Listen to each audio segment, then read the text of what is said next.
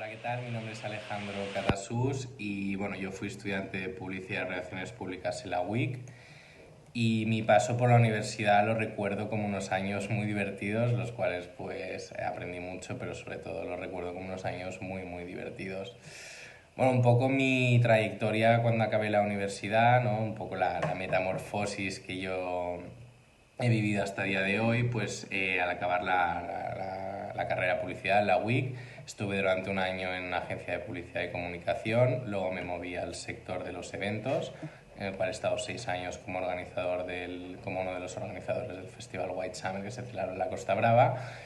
Y a día de hoy, hará prácticamente un año, en septiembre de 2020, emprendí un nuevo proyecto conjuntamente con 4 amigos que se llama Good News, que bueno, al final un poco la finalidad de Good News, ¿no? La misión que tenemos del proyecto era rescatar los kioscos de las ciudades, ofrecer un producto, manteniendo todo, evidentemente el tema de toda la información, pero ofreciendo alternativamente un producto más actualizado a un público más joven y sobre todo por reconectar estos espacios con los barrios, ¿no?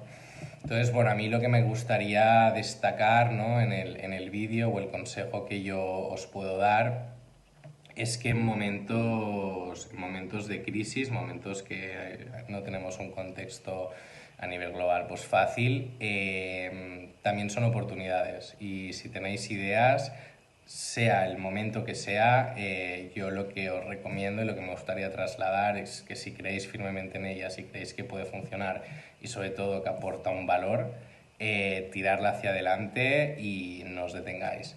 Y bueno, espero que os haya servido este pequeño consejo y un abrazo muy fuerte a todos.